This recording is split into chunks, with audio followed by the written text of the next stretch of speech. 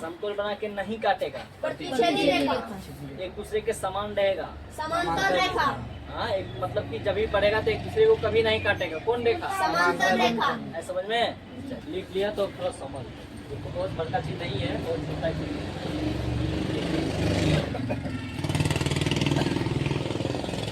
नहीं वो लिखा हुआ, तुम लोग को भी नहीं हुआ, पहले समझ लो उसके बाद लिखो। देखिए समांतर रेखा कौन सी होता है? अच्छा, रेखा क्या होता है आप लोग को पता ही है, क्या होता है रेखा?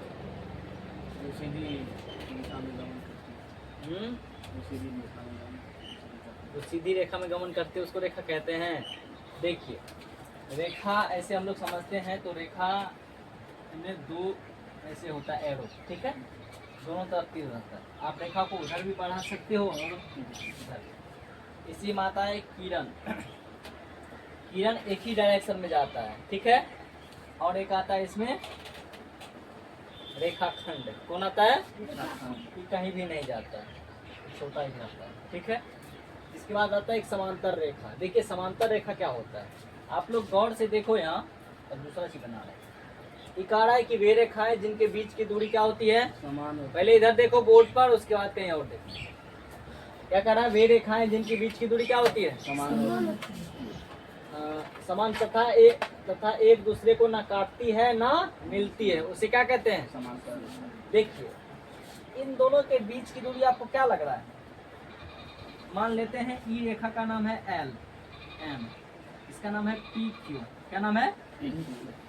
अब बताइए ई रेखा जब आगे बढ़ेगा, ई रेखा जब आगे बढ़ेगा या ई रेखा इधर बढ़ेगा, नीचे वाला भी बढ़ेगा आगे पीछे, तो कहीं काटेगा? नहीं।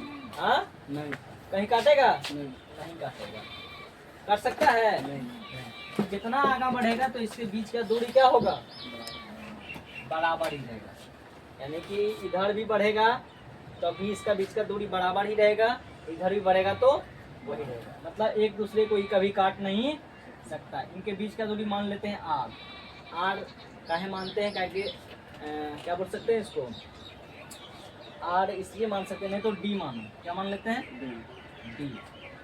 डी का मतलब होता है डिस्टेंस। क्या होता है? डिस्टेंस। यानी कि डिस्टेंस वाला दूरी है होता ना, इनके और इनके बीच में जितना दूरी है, ये आगे भी बढ़ेगा तो इसका बीच का दूरी सेम ही रहेगा, घटने बढ़ने वाला नहीं है। समझ गए ना? यही होता है समांतर रेखा। आगे बढ़ते हैं हम लोग लंबवत रेखा। देखिए लंबवत रेखा क्या होता है? इसमें दो रेखा होती है। कितना रेखा? दो। पढ़ लेते हैं थोड़ा।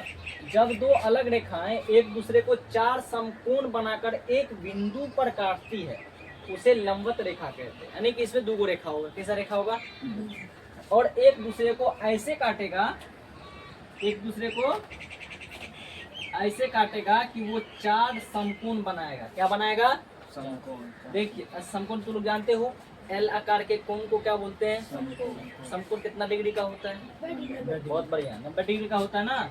देखिए ये जो काटा है ये कितना डिग्री का कोण?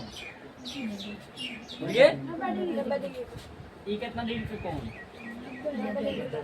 ये कितना डिग्री का कोण? ये कितना? यानी कि क्या गो कोण हुआ? क्या गो समकोण है? चार।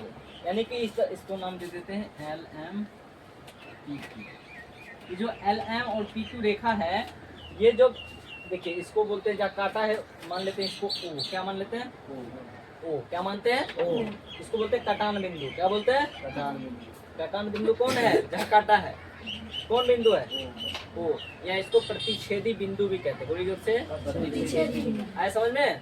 चलो इसी के आगे है एक प्रतिच्छेदी रेखा। कौन सी है? देखिए इसको पढ़ लेते हैं। जब रेखाएं किसी एक बिंदु पर बिना कोई समकोण बनाए काटती है तो उन रेखाओं को क्या कहते हैं? प्रतिच्छेदी रेखा। देखिए जब कोण बना के काटेगा, सॉरी जब समकोण बना के काटेगा तो कौन रेखा? लंबवत रेखा। जब समकोण बना के नहीं काटेगा तब प्रतिच्छेदी। ऐसे काट देगा। है नहीं है? ये समकोण है? नहीं है। मान लेते हैं ई है, ई क्यू है, ई एल है, ई एम। क्या लगता है आप लोग को? समकोण बना के काटा तो लंबवत रेखा समकोण बना के नहीं काटा तो प्रतिच्छेदी रेखा। अब इसका थोड़ा इंग्लिश देख लेते हैं। समांतर रेखा को क्या बोलते हैं? Parallel line. क्या बोलते हैं? Parallel line. लंबवत रेखा को बोलते हैं वर्टिकल लाइन। क्या बोलते हैं? Vertical line. प्रतिच्छेदी रेखा को बोलते हैं इंटरसेक्टिंग लाइन। Intersecting line. बोलिए इंटरसेक्टिंग लाइन। चलिए, ये तो यहाँ तक समझ में आया कि नहीं? आ गया ना? चलिए, बहुत बढ़िया। अब बताइए आप लोग, समकोण बना के काटेगा कौन रेखा? लंबवत रेखा। समकोण बना के नहीं काटेगा प्रतिच्छेदी रेखा। एक दूसरे के समान रहेगा। समांतर रेखा।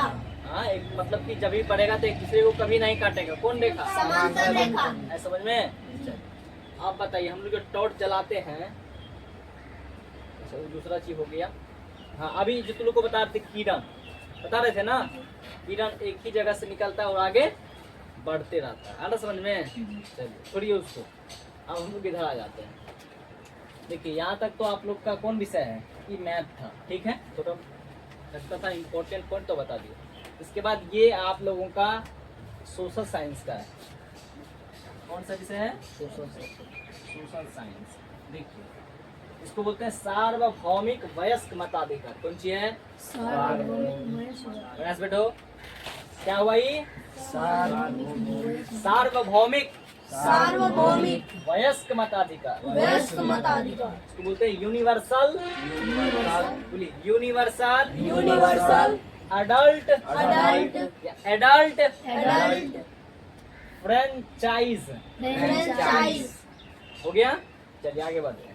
ये क्या होता है? देखिए, हमारे यहाँ या कोई भी और देश में, सब देश में एक ही नियम है कि जब भी आदमी 18 साल का होता है, वयस्क माने युवा होता है। क्या होता है? युवा। अगर कोई लोग 18 वर्ष का हो गया और 18 वर्ष से ज्यादा हो गया तो उनको कौन सी का अधिकार है? वोट देने का अधिकार है ना? चाहे वो गरीब हो, अमीर हो, कोई जाति का हो, उससे मतलब है? नहीं है। किससे मतलब है? उसके उम्र से मतलब है। कौन चीज से? उम्र। कितना उम्र का होना चाहिए? 18 वर्ष का होगा तो कौन चीज देगा? वोट देगा। उसी को बोलते हैं सार्वभौमिक वयस्क मताधिकार। क्या बोलते हैं? सार्वभौमिक वयस्क मताधिकार। Universal adult franchise. Universal adult franchise. हो गया ना? चलिए, ठीक है, तो आप लोग अपना अपना सब्जेक्ट देखिए। निकालिए मैथ्स।